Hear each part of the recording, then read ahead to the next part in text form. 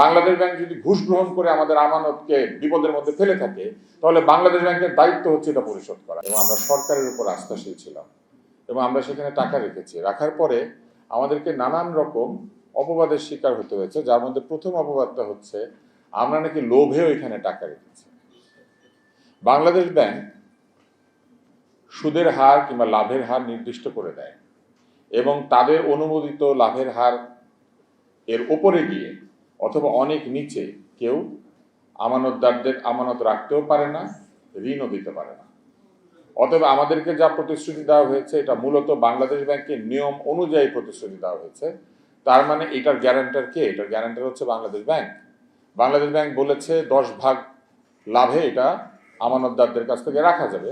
তাহলে আমরা জেনেছি যেটা বাংলাদেশ ব্যাংক অনুমোদন করেছে, যেটা বাংলাদেশ ব্যাংক অনুমোদন করেছে তার মানে এটা গ্রহণযোগ্য সীমার মধ্যে আছে এবং সারা পৃথিবীতেই এনবিএফআই এর ইন্টারেস্ট রেট অথবা লাভের হার সাধারণ ব্যাংকিং এর চাইতে একটু বেশি থাকে।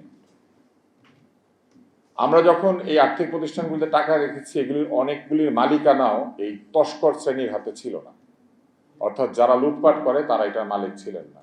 এবং এগুলো যে হাত বদল হচ্ছে এই বিষয়ে ওপেন কোনো ঘোষণা আমাদেরকে কখনো দেওয়া হয় না, আমরা জানতেও পারি নাই যে এগুলি হাত বদল হচ্ছে। এবং এই কাজগুলি করা হয়েছে একটি স্বৈর শাসন আমলে, যখন কথা বলার ক্ষেত্রে অনেক বিপদ ছিল, যখন স্বৈর শাসকেরা এই ধরনের ব্যাংক এবং প্রতিষ্ঠান লুটপাট করার জন্য কিছু ব্যক্তিকে প্রশ্রয় দিয়েছিল। এবং সেই সব বিষয়ে প্রচুর সংবাদ এখন ছাপা হচ্ছে, আপনারা দেখতে পাচ্ছেন। বাড়ি থেকে তুলে নিয়ে গিয়ে মালিকানা বদল করা হয়েছে। তার মানে এই আমানতদারদেরকে বেশি লাভের জন্য টাকা রেখেছেন এটা বলার কোনো কারণ নাই, কেননা এই লাভ এবং ক্ষতি যেটাই থাকুক ওখানে এটা নির্ধারণ করে দিয়েছিল বাংলাদেশ ব্যাংক এবং তারা তদারক করার জন্য আমাদের কাছে প্রতিজ্ঞাবদ্ধ। এবং আমি যে প্রতিষ্ঠানটা টাকা রেখেছিলাম সেই প্রতিষ্ঠানে অভিযুক্ত ব্যক্তিদের অংশ কর্মচারীরা দুদকের কাছে সাক্ষ্য দিয়ে বলেছে বাংলাদেশ ব্যাংকের কোন কোন কর্মকর্তা তাদের কাছ থেকে কি পরিমাণ ঘুষ গ্রহণ করতেন। তাহলে বাংলাদেশ ব্যাংক যদি ঘুষ গ্রহণ করে আমাদের আমানতকে বিপদের মধ্যে ফেলে থাকে, তাহলে বাংলাদেশ ব্যাংকের দায়িত্ব হচ্ছে এটা পরিশোধ করা, কারণ তারা সেখানে ঘুষ গ্রহণকারী কর্মকর্তাদেরকে পাঠিয়েছিলেন।